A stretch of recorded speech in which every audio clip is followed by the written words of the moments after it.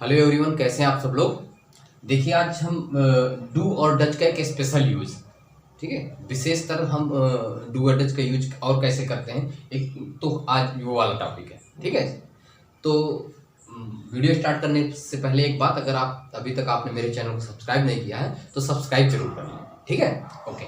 इसके बाद स्टार्ट करते हैं। जैसे डू और डज का स्पेशल यूज आज बताने जा रहा हूँ।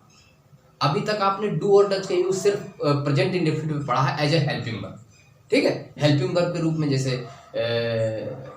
ही does not go to school, ठीक है, या you do not go to school. तो ये सारी चीजें आपने उसके थ्रू पढ़ा है, निगेटिव में पढ़ा है, एज ए हेल्पिंग वर्ब पढ़ा है। ठीक है, आज हम इसका स्पेशल यूज बताएंगे डू और डज का। देखिए, जब किसी बात पर जोर दे के कोई चीज कही गई हो, जब किसी सेंटेंस में किसी बात पर जोर दिया गया हो, तो वहां पे भी हम डू और डज का प्रयोग करते हैं अकॉर्डिंग टू द सब्जेक्ट। अगर सब्जेक्ट हमारा प्लूरल है तो हम डू का प्रयोग करेंगे, और अगर सब्जेक्ट हमारा सिंगुलर है तो हम डज का प्रयोग करेंगे। कब? प्रेजेंट टेंस में। जब हमारा वाक्य प्रेजेंट टेंस का होगा तो सिंगुलर सब्जेक्ट में डज और प्लूरल सब्जेक्ट में डू का प्रयोग करेंगे, तब जब हम किसी बात पर जोर देते हैं। ठीक है, एग्जाम्पल के थ्रू समझते हैं, तुरंत ही एग्जाम्पल के थ्रू तुरंत समझ में आ जाएगा कि कैसे सेंटेंसेस में हम डू और डज का स्पेशल यूज करते हैं। ठीक, जैसे यहां पे कह दिया जाए कि वह खाता तो है। ठीक है, वह खाता तो है, आ गया ना, वह खाता तो है, यानी कि खाने पे जोर दिया जा रहा है, वह खाता तो है। ठीक, ये तो शब्द ज्यादा आएगा इसमें। ठीक, तो वह खाता तो है, तो ये बनेगा ही डज ईट। वह खाता तो है, ही डज ईट। ठीक, आगे सपोज करिए और आ जाए, मैं स्कूल जाता तो हूं। ठीक है, मैं स्कूल जाता तो हूं। अब चूंकि यहां पे सब्जेक्ट क्या है, आई है, तो आई के साथ हम डू लगाते हैं। I do go to school. ठीक है, I do go to school, यानी कि यहां पे डज और यहां पे डू। देखिए, यहां पे सब्जेक्ट सिंगुलर था, वह खाता तो है, ही डज इट। वह खाता तो है, ही डज इट। वह मैं स्कूल जाता तो हूं, I do go to school, यानी कि किसी बात पर जब जोर दिया गया हो एम्फेसिस कि मैं स्कूल जाता तो हूं, जब किसी बात पर जोर देना है तो हमें डू या डज का प्रयोग करना है। और इसके बाद वर्ब की फर्स्ट फॉर्म, देखिए दोनों में इसमें ईट लगाया मैंने और इसमें गो लगाया, यानी कि इसमें क्या लगेगा, वर्ब की फर्स्ट फॉर्म लगेगी, डू या डज लगेगा, और इसके बाद वर्ब की फर्स्ट फॉर्म। स्ट्रक्चर समझ लीजिए, वह खाता तो है, देखिए तुरंत हमने सब्जेक्ट लगाया और डू या डज में से एक चीज रखी अकॉर्डिंग टू द सब्जेक्ट, और इसके बाद वर्ब की फर्स्ट फॉर्म लगाई। ऐसे ही इसमें किया मैंने, मैं स्कूल जाता तो हूं। ठीक है, तो यानी कि मैंने सबसे पहले आई लिखा, इसके बाद डू या डज में से डू लिखा अकॉर्डिंग टू द सब्जेक्ट, इसके बाद वर्ब की फर्स्ट फॉर्म लगाई, और इसके बाद अदर टू स्कूल। ठीक है, तो ये स्ट्रक्चर है इसका डू या डज के स्पेशल यूज के लिए। ठीक है, कभी कभी क्या होता है कि हम एक काम के सिवा और कोई काम करते ही नहीं। ठीक, ऐसे भी सेंटेंस आते कि यार मैं ऐसा काम करता तो हूं। ठीक है, जैसे कह दिया जाए कि मैं अंग्रेजी याद तो करता हूं। ठीक है, मैं अंग्रेजी याद ही तो करता हूं। ठीक है, वह ये लड़के खेलते ही तो हैं। ठीक, तो इस तरह के अगर सेंटेंस आ जाए तो हम कैसे लगाते हैं, डू या डज के साथ, और क्या, यानी कि नथिंग बट लगाएंगे। ठीक है, ऐसे सेंटेंसेस में डू या डज के साथ नथिंग बट भी लगेगा। ठीक, ऐसे में ही तो, ये वाला वर्ड शब्द आ जाता है सेंटेंस में, ही तो। जैसे यहां पे सिर्फ तो आया है, जैसे वह खाता तो है।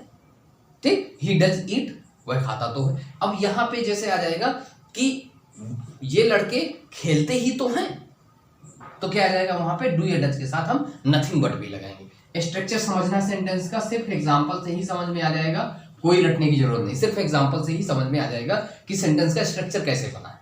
ठीक है, सपोज करिए यहां पे कह दिया जाए, ये लड़के खेलते ही तो हैं।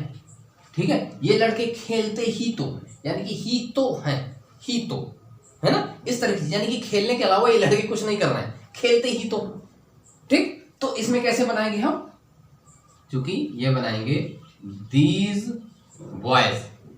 ठीक है, दीज बॉयज। अब चूंकि ये प्लूरल सब्जेक्ट है तो डू लगेगा, क्या लगेगा, do, these boys do nothing but play. ठीक है, यानी कि डू और डज के साथ ये नथिंग बट लगा, डू और डज तो लगा, लेकिन ये देखिए नथिंग बट, यानी कि खेलने के सिवा ये लड़के और कुछ नहीं करना है। These boys do nothing but play, यानी कि इसका एग्जाम्पल हम हिंदी में ऐसे भी कर सकते हैं कि ये लड़के खेलने के सिवाय और कुछ नहीं कर रहे हैं। तो these boys do nothing but play, ये लड़के खेलते ही तो हैं। ठीक है, यानी ये कहा जा रहा है ये खेलते ही हैं और कोई काम नहीं कर रहे। ठीक, या और एक एग्जाम्पल जैसे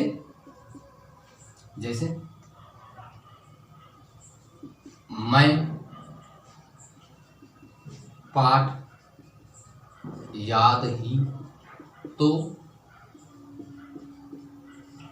करता हूं। ठीक है, मैं पाठ याद ही तो करता हूं, यानी कि मैं पाठ याद करने के सिवा और कुछ नहीं करता, यानी कि मैं पाठ याद ही तो करता हूं। तो क्या लगेगा, आई डू, ये देखिए नथिंग बट उसी तरह लग गए, I do nothing but to learn the lesson. ठीक है, I do nothing but to learn the lesson. ठीक है, सॉरी ये टू नहीं लगेगा। ठीक है, I do nothing but learn the lesson. ठीक है, यानी कि डू लगा और ये नथिंग बट लगा, मैं पाठ याद ही तो करता हूं, I do nothing but learn the lesson. ठीक है, तो कैसे हम स्पेशल यूज डू या डज का करते हैं, कब हम नथिंग बट लगाते हैं, तो इस तरह का जो स्ट्रक्चर होगा सेंटेंस का, तो हम डू या डज लगाएंगे और नथिंग बट होगा। और यदि तो आए, जैसे मैं जाता तो हूं, ठीक है, आई डू गो, अगर इस तरह की सिर्फ तो आए तो हम डू या डज लगाएंगे अकॉर्डिंग टू द सब्जेक्ट। अगर सब्जेक्ट प्लुरल होगा तो डू और सिंगुलर होगा तो डज। और अगर आ जाए ही तो, देखिए इसमें भी ही तो आया है, यानी कि एक काम के अलावा दूसरा कोई काम ना किया जाए, तो वहां पे डू या डज के साथ नथिंग बट, ठीक है, नथिंग बट लगाना है। ठीक, ओके, आज के लिए इतना ही, थैंक यू।